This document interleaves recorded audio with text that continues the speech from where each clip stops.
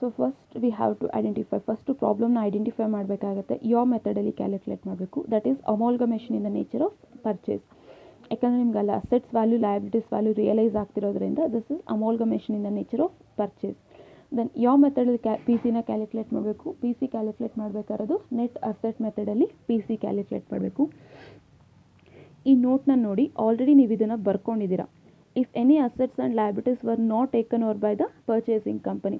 So ಇದರಲ್ಲಿ ನಿಮಗೆ ಪ್ರಾಬ್ಲಮಲ್ಲಿ ಕೆಲವೊಂದು ಅಸೆಟ್ಸು ಕೆಲವೊಂದು ಲಯಬಿಲಿಟೀಸ್ನ ಟೇಕ್ ಓವರ್ ಮಾಡ್ತಿಲ್ಲ. Which are the assets and liabilities were not taken over by the purchasing company means debtors, cash and creditors of Y Limited is not taken over by the purchasing company.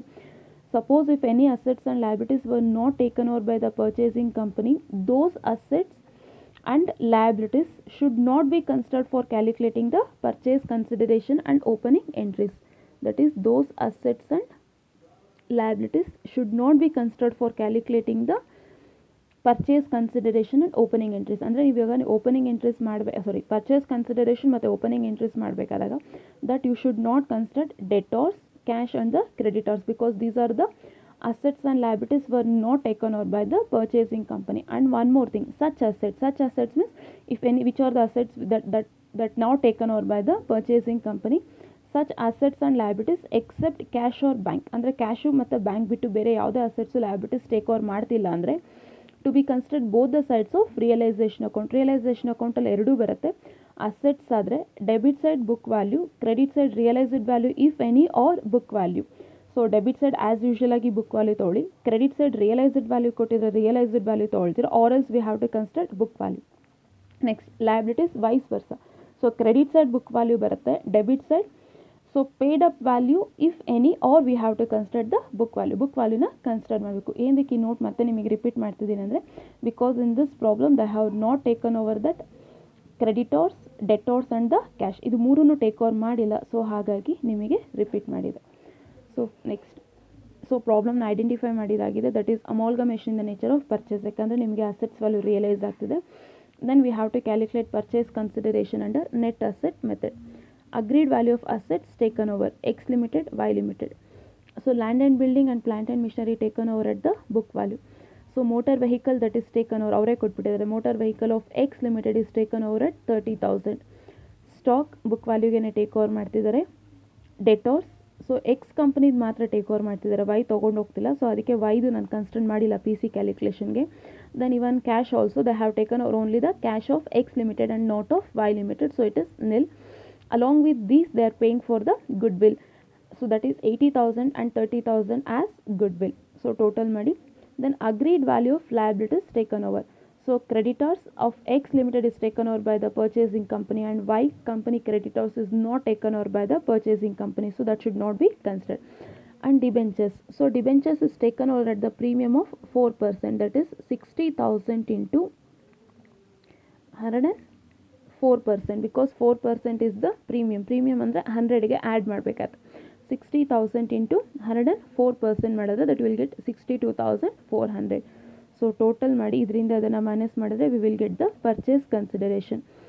How they are discharging the purchase consideration in the form of equity share capital that is to x limited and the y limited.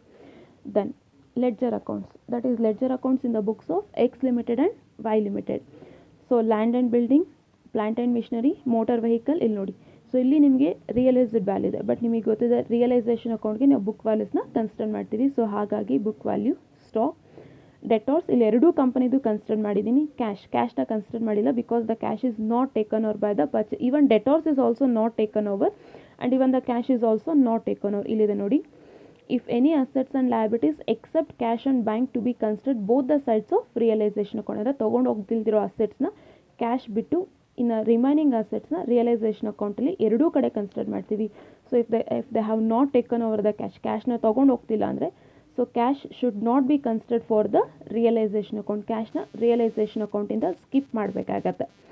ಯಾಕಂದರೆ ನಾವು ಕ್ಯಾಶ್ನ sale ಮಾಡೋಕ್ಕೆ ಆಗಲ್ಲ, ನಾವೇ ಇಟ್ಕೊಳ್ತೀವಿ. So ಹಾಗಾಗಿ cash ತೊಗೊಂಡು ಹೋಗಲಿಲ್ಲ ಅಂದರೆ ಅದು ನಮ್ಮ ಹತ್ರನೇ ಇರುತ್ತೆ, ನಾವು ಸೇಲ್ ಮಾಡಲ್ಲ. ಬಟ್ ಡೆಟಾರ್ಸು ಕ್ರೆಡಿಟರ್ಸ್ ಆ ಥರ ಅಲ್ಲ, ಅವ್ರು ತೊಗೊಂಡು ಹೋಗಲಿಲ್ಲ ಅಂದರೂ that we can get realise, ಅದನ್ನು ರಿಯಲೈಸ್ ಮಾಡ್ಬೋದು. ಸೊ ಹಾಗಾಗಿ debentures, creditors along with this purchase consideration. ಇಲ್ಲಿ ನೋಡಿ ವೈ ಲಿಮಿಟೆಡ್ದು ಡೆಟಾರ್ಸ್ ಟೇಕ್ ಓವರ್ ಆಗ್ತಿಲ್ಲ, ಅದಕ್ಕೆ 2 ಟೈಮ್ಸ್ ಬಂದಿದೆ. So so debit side and credit side. Debit side book value, credit side realised value if any or book value. ಇಲ್ಲಿ realised value ಕೊಟ್ಟಿಲ್ಲ, ಸೊ ಹಾಗಾಗಿ ಬುಕ್ ವ್ಯಾಲ್ಯೂನ ಕನ್ಸಿಡರ್ ಮಾಡಿದ್ದೀವಿ. ಏನಂತ ಕನ್ಸಿಡರ್ ಮಾಡಿದೆ? By cash account, that is debtors realised. Debtors realise ಆಗ್ತಿರೋದಕ್ಕೆ by cash account ಅಂತ ಕನ್ಸಿಡರ್. ಅಂದರೆ ರಿಯಲೈಸ್ ಆಯಿತು ಅಂದರೆ ನಾವು ಕ್ಯಾಶ್ನ ರಿಸೀವ್ ಮಾಡ್ಕೊತೀವಿ. So cash is coming into business and debtors is going out of the business. So that's why it is by cash account. Then ಇಲ್ಲಿ ನೋಡಿ, creditors of Y company that is not taken over by the purchasing company. So ಎರಡೂ ಕಡೆ ಬಂದಿದೆ ನೋಡಿ. So ಇಲ್ಲೂ consider ಮಾಡಿದ್ದೀವಿ, ಇಲ್ಲೂ consider ಮಾಡಿದ್ದೀವಿ. ಯಾಕಂದರೆ ವೈ ಕಂಪನಿ ಮಾತ್ರ ಟೇಕ್ ಓವರ್ ಮಾಡ್ತಿಲ್ಲ, ಸೊ ಹಾಗಾಗಿ ಎರಡೂ ಕಡೆ ಬಂದಿದೆ. Again to cash account that is creditors paid, creditors paid ಅಂತ ಕನ್ಸಿಡರ್ ಮಾಡ್ತೀವಿ. ಸೊ ಹಾಗಾಗಿ ಎರಡೂ ಕಡೆ ರಿಯಲೈಸ್ಡ್ ವ್ಯಾಲ್ಯೂ ಇದ್ದರೆ ನಿಮಗೆ ಇಲ್ಲಿ ಅಂದರೆ ಲಯಬಿಲಿಟೀಸು ಡೆಬಿಟ್ ಸೈಡು ರಿಯಲೈಸ್ಡ್ ವ್ಯಾಲ್ಯೂನ ಕನ್ಸಿಡರ್ ಮಾಡ್ತೀವಿ. ಇಲ್ಲಿ ರಿಯಲೈಸ್ಡ್ ವ್ಯಾಲ್ಯೂ ಇಲ್ಲ, ಸೊ ಹಾಗಾಗಿ ಬುಕ್ ವ್ಯಾಲ್ಯೂನ ಕನ್ಸಿಡರ್ ಮಾಡಿದೆ. Next equity share holders account. So this is the balancing figure. So this is balancing figure. ಎರಡೂ ಪ್ರಾಫಿಟ್ ಬರುತ್ತೆ ನಿಮಗೆ. Next purchasing company, which is the purchasing company? XY limited. So realisation ಅಕೌಂಟಲ್ಲಿ ಏನಾಗಿದೆ? By XY limited account. XY limited ಅಕೌಂಟಲ್ಲಿ to realisation account. And how they are discharging the purchase consideration? They are discharging the purchase consideration in the form of equity shares. Equity shares ಅಲ್ಲಿ discharge ಮಾಡ್ತಿದ್ದಾರೆ. Then equity shareholders account. Equity shareholders account by balance brought down, general reserve, profit and loss account. Realization account ಈಗ ತೊಗೊಂಡಿಲ್ವಲ್ಲ ಅದಷ್ಟನ್ನು consider ಮಾಡಿ. Then in realization account it is to equity shareholders account. Equity shareholders account ಅಲ್ಲಿ ಏನಾಗುತ್ತೆ? By realization account. Next in XY limited it is by equity shareholders. In equity shareholders to equity shares in XY limited account. So ಏನಿದೆಯೋ ಅದನ್ನು consider ಮಾಡಿ.